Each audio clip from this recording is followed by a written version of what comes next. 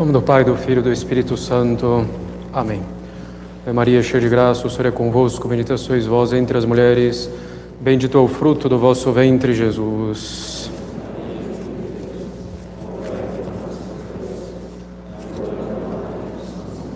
Podem sentar-se.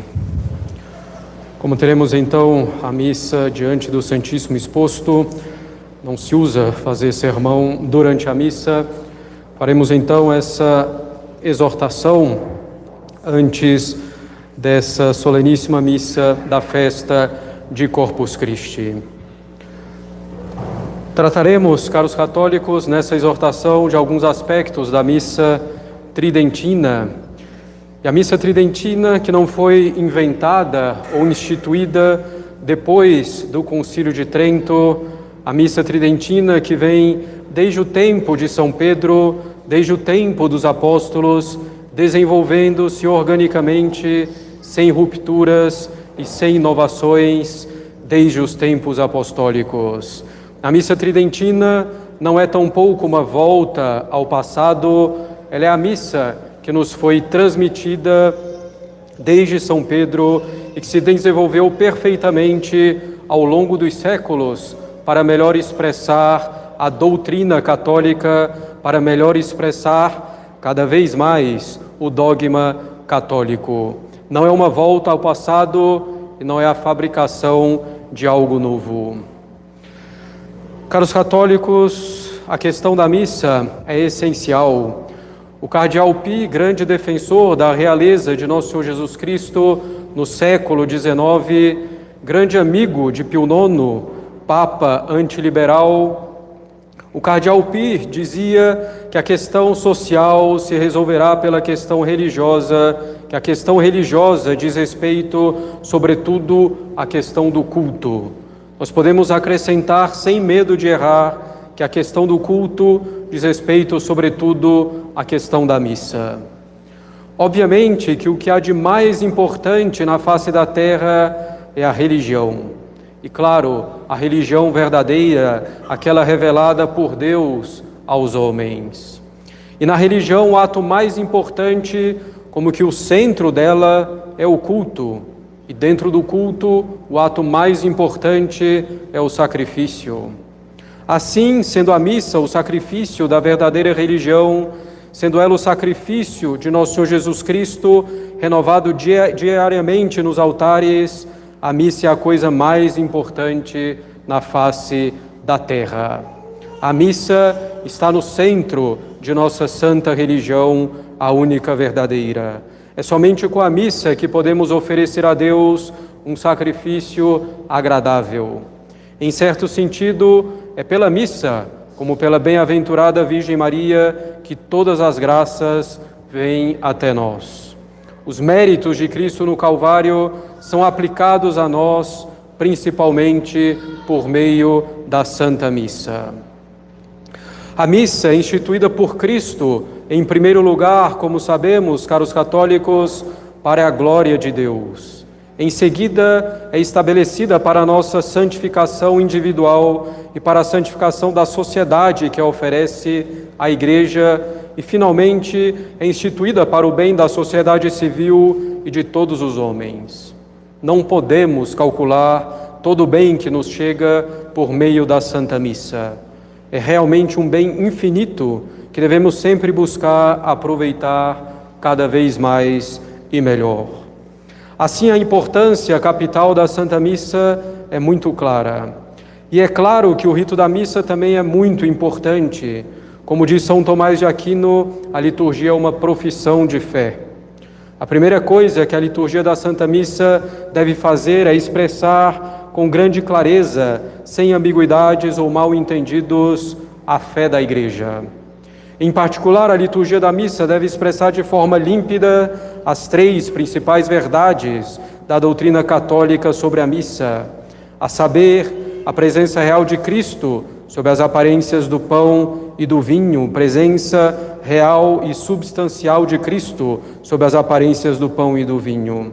A segunda verdade, que a missa é um verdadeiro sacrifício, e é o mesmo sacrifício de Cristo oferecido na Sexta-feira Santa, um sacrifício para adorar a Santíssima Trindade, um sacrifício para agradecer a ela por todos os benefícios que nos foram dados, sacrifício para pedir perdão pelos nossos pecados, um sacrifício para pedir as graças de que precisamos para a nossa santificação e nossa salvação eterna.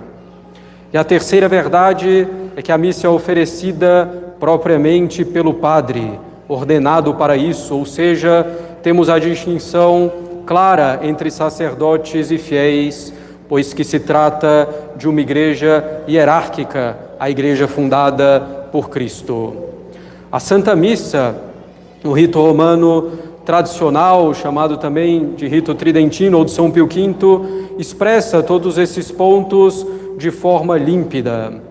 Por exemplo, a presença real é manifestada abundantemente pelas genuflexões, pelos dedos indicadores e polegares unidos após a consagração, pelas palavras do ofertório que nos fazem ver que é Cristo quem se oferece ao Pai. Ele é a hóstia imaculada. O sangue dele é o cálice da salvação. Infelizmente, muito disso desapareceu da missa no rito atual. A referência ao sacrifício também é muito clara no rito tradicional da missa. O ofertório e todo o cânon são muito claros sobre isso. Lutero, o grande heresiarca, dizia que o ofertório e o cânon eram uma abominação, precisamente porque eles expressam tão bem o caráter sacrificial da missa. No rito atual, muito mais ênfase é colocada no aspecto da ceia, do banquete, da reunião do povo. Também a distinção entre sacerdote e fiel é clara no rito tridentino. O fato, por exemplo, de o ofertório, o cânon e a consagração serem feitos em voz baixa, significa que é o sacerdote quem realiza a ação do sacrifício. A atenuação dessas verdades, caros católicos, em uma liturgia, leva muitas vezes o fiel a esquecer ou a negar em sua vida prática essas verdades. São efeitos práticos muito sérios. Tanto é assim que Bento XVI, quando era ainda o Papa, queria restaurar o sentido do sagrado e a adoração. Queria restaurar o sentido da adoração à Eucaristia antes da comunhão, favorecendo, por exemplo, a comunhão de joelhos. A missa tridentina expressa então a fé de maneira muito clara e firme, sem ambiguidades, sem respeito humano, sem querer agradar a outras religiões, mas querendo agradar a Deus, que é o que importa. E é extremamente relevante, porque tudo mais em nossa vida católica depende da fé. Não estamos aqui, caros católicos, no campo subjetivo, mas no campo objetivo. A nossa adesão à missa tridentina deve ser menos por mera preferência pessoal e mais por sólidos motivos doutrinais e espirituais, ou seja, para a maior glória de Deus e para o bem da nossa alma e do nosso próximo.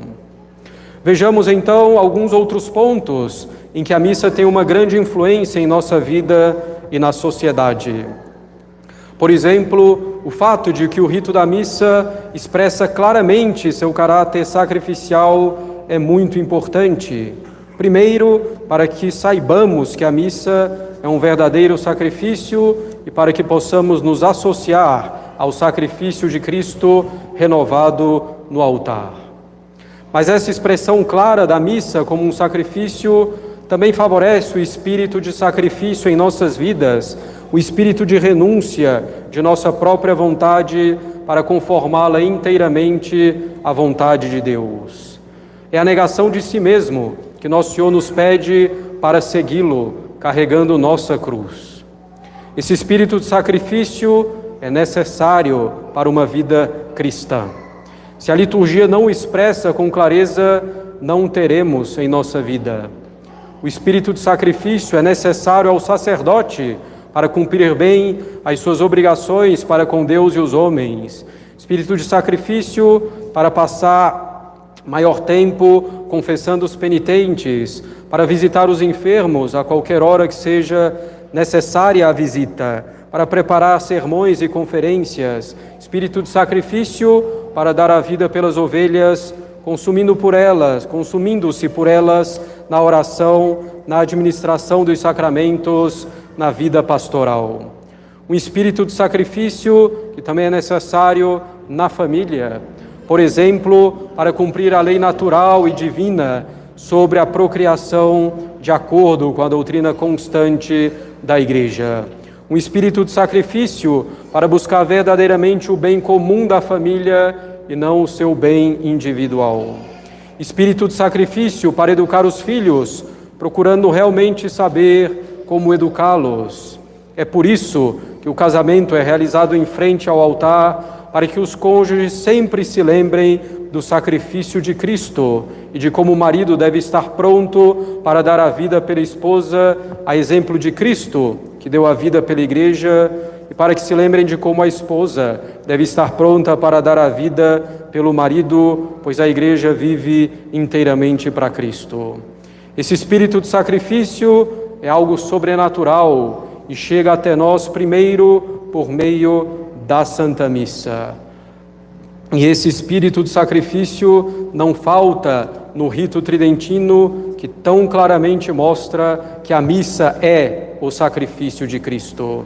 Se temos então, caros católicos, tão pouco esse espírito em nossa sociedade, é em grande parte porque a liturgia atual não o favorece de modo claro e sólido.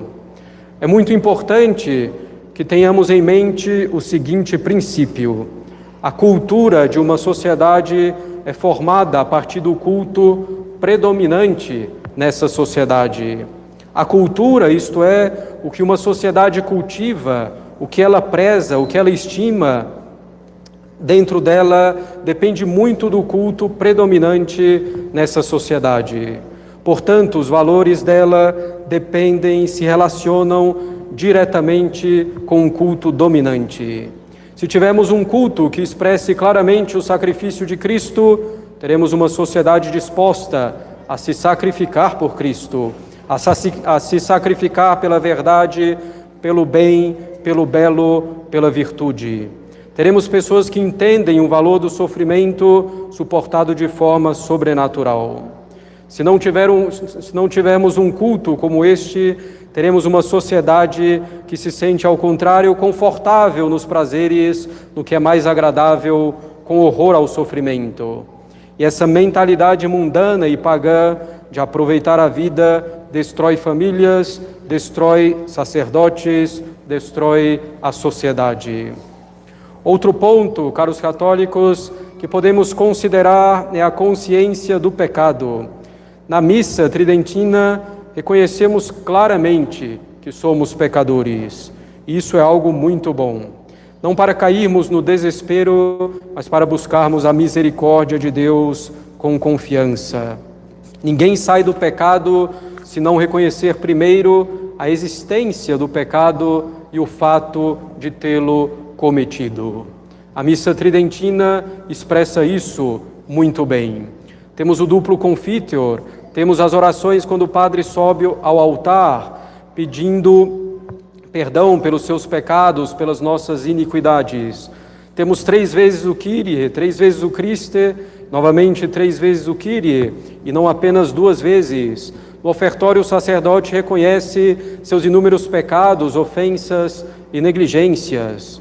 No cânon romano, a única oração eucarística do rito tridentino, que é dito todo em voz baixa, as únicas palavras em voz alta são o nobis quoque peccatoribus, também a nós, pecadores. As únicas palavras em voz alta é para nos reconhecermos pecadores. Os 3 Domine non sum dignus, Senhor, eu não sou digno, antes da comunhão, e também o Confiteor antes da comunhão. Tudo isso nos lembra da realidade do pecado, que somos pecadores. Nos lembra tudo o que devemos fazer para evitá-lo e como devemos pedir perdão pelos nossos pecados. E muito disso que acabamos de citar não está na liturgia atual ou foi muito atenuado. E assim vivemos, caros católicos, em uma sociedade que não considera mais a existência do pecado, que não distingue mais o bem do mal. é uma cultura da indiferença ao pecado. Podemos ainda considerar como a missa tridentina favorece as virtudes, sobretudo as virtudes teologais, ou seja, a fé, a esperança e a caridade. A missa tridentina favorece a fé porque a expressa perfeitamente, como já dissemos, sem ambiguidades, sem respeito humano. A missa tridentina favorece a esperança porque confia na misericórdia e na onipotência divinas, com tantos pedidos de perdão. A missa tridentina favorece a caridade porque ela coloca claramente Deus no centro, pela posição do padre, voltado para Deus e não para os fiéis. A missa tridentina coloca Deus no centro pela língua latina, língua sagrada, uma das 3 línguas usadas no título da cruz, junto com o grego e o hebraico. O latim, língua morta, manifesta claramente que a missa é para Deus, em primeiro lugar, e não para nós. A missa tridentina coloca Deus no centro também pelo silêncio. De fato, quem fala é o centro. Se falarmos muito durante a missa, seremos o centro dela. Na missa tridentina, é o padre que fala e fala como outro Cristo. Então, Cristo é inteiramente o centro da missa. Deus é o centro porque a missa faz referência constante às verdades sobrenaturais: céu, inferno, pecado, graça, perdão, misericórdia, Santíssima Trindade. Na liturgia atual, infelizmente, há muito menos dessas expressões. Por exemplo, no ofertório tradicional, existem 33 expressões que fazem menção direta às realidades ou verdades sobrenaturais. No novo ofertório, existem apenas 9 dessas expressões. Claro, a missa tridentina, colocando Deus e as realidades sobrenaturais completamente no centro, nos faz colocar Deus e a vida espiritual, o sobrenatural, no centro de nossas vidas no dia a dia. Assim, poderemos ter clareza de que as nossas ações mais simples podem ter um valor praticamente infinito se nós as fazemos por amor a Deus, se as fazemos com grande caridade. A missa tridentina nos diz que devemos fazer tudo para Deus, que Ele é o centro e não nós. Devemos amar o nosso próximo por amor a Deus. Devemos cumprir nossos deveres de Estado por amor a Deus. Cumprir os mandamentos por amor a Deus. É uma missa, a missa tridentina, uma missa absolutamente teocêntrica. Deus é o centro. E que influência isso tem também na sociedade que deve então e que se organiza a partir da missa em torno de Deus, com suas leis, com seus tribunais, com seu sistema educacional, com a sua política. Podemos ainda, caros católicos, considerar todo o zelo litúrgico que se apresenta na missa tridentina. Tudo é muito bem definido pela Igreja nesse rito da missa, sem espaço para invenções ou improvisações. Tudo está muito bem organizado pela Igreja em perfeita ordem. Tudo é feito com dignidade, com cuidado. Na verdade, como já dissemos, a missa é a coisa mais importante na face da terra. A Igreja organiza as coisas no rito romano tradicional para serem feitas com perfeição, com cuidado. E essa ordem, esse cuidado, essa perfeição, passam também para o dia a dia, nos levam a querer fazer tudo com perfeição. Uma missa com muitas opções, com improvisações, sem cuidados, relaxada, por assim dizer, leva ao contrário a uma vida também muito descuidada, relaxada, tíbia, medíocre. Um exemplo muito simples do reflexo disso na sociedade é, por exemplo, o relaxamento nas vestes, a falta de pureza no vestir, a informalidade que penetra em todos os ambientes. De vez em quando, por exemplo, temos que ir ao cemitério fazer enterros e vemos que as pessoas não sabem mais onde estão e para o que estão ali. E vemos isso também pela forma como se vestem. Assim, o cuidado, a diligência, a dignidade do rito litúrgico tem grande influência na sociedade. Por fim, caros católicos, e para não prolongarmos mais, a missa tridentina favorece muito a vida de oração, que é o centro da nossa vida espiritual.